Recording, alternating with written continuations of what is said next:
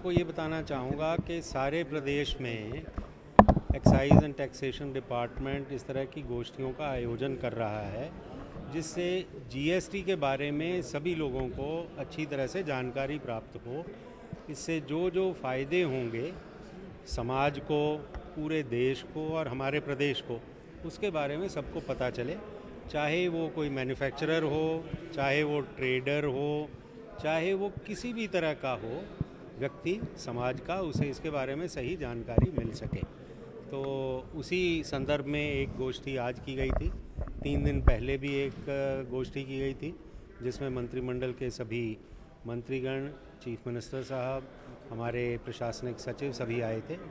और आने वाले एक सप्ताह में हम पुनः हर डिस्ट्रिक्ट हेडक्वार्टर पर एक एक गोष्ठी का आयोजन करने जा रहे हैं आने वाले 7 दिनों में, जिसमें हम मैन्युफैक्चरिंग एसोसिएशंस को बुलाएंगे, ट्रेडर्स एसोसिएशंस को बुलाएंगे, चार्टर्ड अकाउंटेंट्स के जो चैप्टर होंगे आईसीएआई के उनको बुलाएंगे, गवर्नमेंट सुविधा प्रोवाइडर जो 34 हैं, जो जीएसटीएन ने जिनको एम्पैनल किया है, हम उनको भी बुलाएंगे, और जो लोकल उस इलाके के चुने हुए प्रतिनिधि हैं उन्हें भी बुलाएंगे, ताकि इस विषय पर विस्तृत चर्चा हो और कोई भी किसी भी तरह का संदेह, कोई भी शंका किसी के मन में ना रहे। सर, दो बड़ी चीज़ों पे जिनमें कन्फ्यूजन है, एक तो एग्रीकल्चर टूल्स और दूसरा जो फर्टिलाइजर्स, क्योंकि केमिकल फर्टिलाइजर जो है वो अभी भी इस दायरे में है, और एग्रीकल्चर टूल्स की बात करें तो ट्रैक्टर के कुछ एक पार्ट छोड़ के वो अभी भी 12% की स्लैब में है। थोड़ा मेरे ख्याल में तथ्यों की कमी है। अगली गोष्ठी मेरे ख्याल आपके साथ भी हम करेंगे। जो आपने कहा कि ट्रैक्टर पार्ट्स 12% पे हैं, थोड़ी मेरे ख्याल में समझ का अंतर है। ट्रैक्टर पार्ट्स जो केवल ट्रैक्टर में इस्तेमाल होंगे, केवल ट्रैक्टर में, देखिए ट्रैक्टर के कुछ पार्ट्स ऐसे भी होते हैं जो दूसरी मशीनरी और इक्विपमेंट में इस्तेमाल होते हैं, वो तो 28% पे रहेंगे, चाहे वो दूसरी मशीनरी में जो इस्तेमाल हो सकते हैं। जो केवल और केवल ट्रैक्टर में आएंगे उनको 18% पे करने का जीएसटी काउंसिल ने फैसला किया है। एक मैं आपके ध्यान में दोबारा लाना चाहूँगा, जो ये टैक्स निर्धारण हुआ है जीएसटी में किसी भी वस्तु का, वो कोई नया टैक्स नहीं ढूंढा गया है। वो ये नहीं है कि पुराने टैक्स इंसिडेंस के ऊपर टैक्स लगाया गया है, ऐसा नहीं है। इसमें निर्धारण करते हुए सेंट्रल एक्साइज पहले कितना लगता था, उसके ऊपर वैट लगता था, उसके अलावा कोई एम्बेडेड टैक्स था, उन सब को, वो पहले भी टैक्स लग रहे थे, उनको जमा करके जो नियरेस्ट बैंड आता था उस पर लगाया गया है, और अमूमन सभी वस्तुओं पर वो टैक्स की दर कम हुई है। फर्टिलाइज़र्स में भी पहले 7.25% से 9.25% की टैक्स इंसिडेंस थी।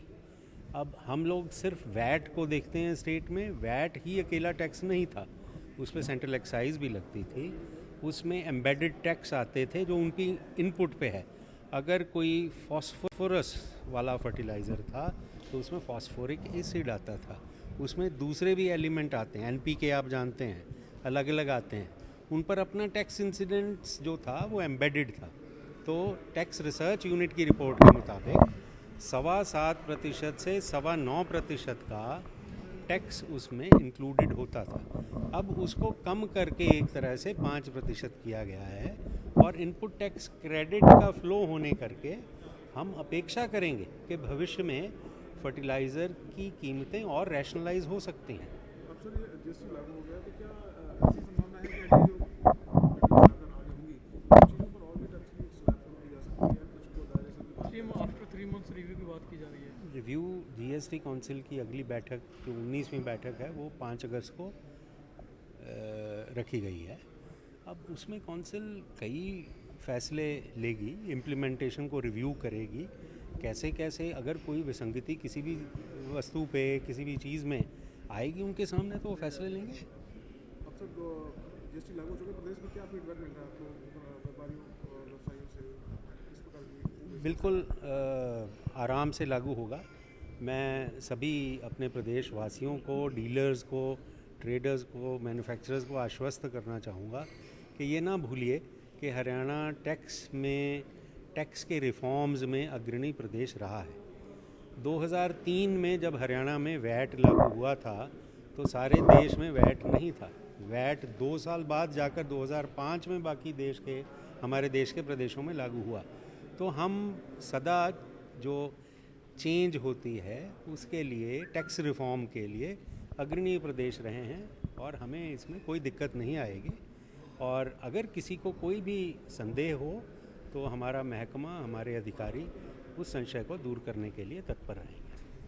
गुड्स एंड सर्विस टैक्स के ऊपर जिस तरीके से कई व्यापारी संगठनों के बीच में मतभेद पैदा हुए हैं, उनके कोई संशय थे, उनके संशयों को दूर करने के लिए सेंटर से लेकर स्टेट तक हर तरीके से उन व्यापारियों को कैसे समझाया जाए और उन व्यापारियों को ये भी कैसे बताया जाए कि कोई भी राजनीतिक दल, चाहे वो भारतीय जनता पार्टी रहे, चाहे वो कोई और राजनीतिक दल हो, सभी के समन्वय के साथ ये गुड्स एंड सर्विस टैक्स को इम्प्लीमेंट किया गया है।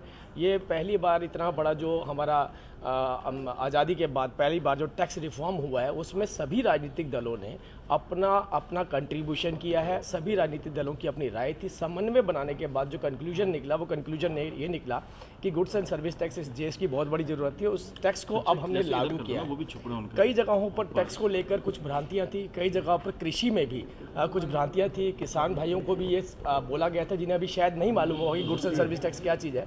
तो ये भी बताया गया कि हर बार इसका फ़ायदा, चाहे वो किसान हो, चाहे वो व्यापारी हो, चाहे वो मजदूर हो, चाहे कोई भी संगठन क्यों ना हो, उसको फ़ायदा मिलने वाला है। क्योंकि पहले इस देश में बहुत बड़ा ऐसा चंक था, एक सेक्टर था जो अनऑर्गेनाइज सेक्टर जिसे कहते हैं, जिसमें किसी भी मजदूर को कई बार उनके हक नहीं मिलते थे।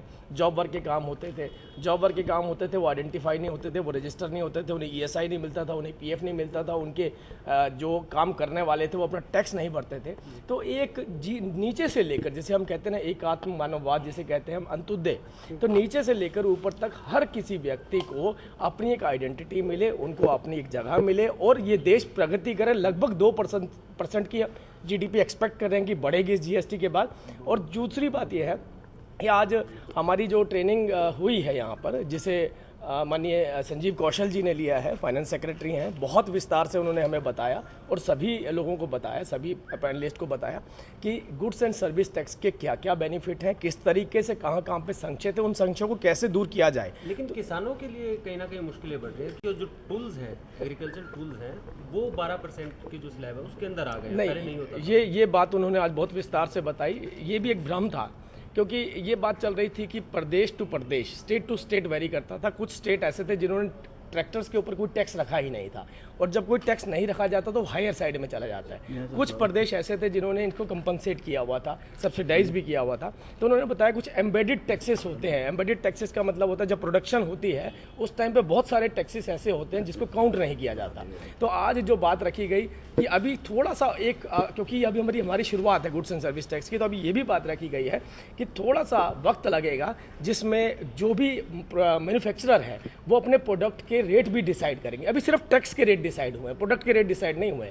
जब उनके एम्बेडेड टैक्सेस खत्म हो जाएंगे तो वो अपने आप ही अपने जो टैक्सेस हैं, अपने जो मैन्युफैक्चरिंग कॉस्ट है उसको बाहर लेकर आ पाएंगे और आखिर में जाकर उसका फायदा भी किसानों को ही मिलने वाला है। कृषि के टूल पे कोई GST नहीं है? नहीं, कृषि के टूल पर GST, मैंने आपसे बोला कि एम्बेडेड टैक्सेस मतलब जो पहले टैक्सेस लगते थे बहुत अलग अलग पार्ट पे अलग अलग टैक्सेस लगते थे। अभी बहुत सारे ऐसे पार्ट भी हैं जो पार्ट सिर्फ ट्रैक्टर पे यूज़ नहीं होते हैं, वो दूसरे व्हीकल पे भी यूज़ होते हैं। तो ये अभी डिस्टिंग्विश करना है, इसको थोड़ा सा वक्त लग रहा है कि कैसे करके उन पार्ट्स को अलग किया जाए। जैसे अभी एक एग्जांपल दिया संजीव कौशल जी ने, उन्होंने बताया कि ट्रैक्टर के पीछे के जो 2 टायर होते हैं वो ट्रैक्टर में ही लगते हैं, वो किसी दूसरी चीज़ में नहीं लग सकते हैं। तो क्योंकि वो ट्रैक्टर पर लगते हैं तो उसके लिए हम डिसाइडेड है कि इतना टैक्स उसके ऊपर देंगे। लेकिन कुछ ऐसे प्रोडक्ट भी होते हैं जो दूसरे व्हीकल में भी लगते हैं, जो कार में भी लग सकते हैं। तो कहीं ऐसा ना हो कि जो ट्रैक्टर, जो एग्रीकल्चर से जुड़ी हुई चीज़ है, उसका बेनिफिट कोई दूसरा व्हीकल उठा ले और वो बेनिफिट किसानों को ना मिलकर किसी और को मिलना शुरू हो जाए।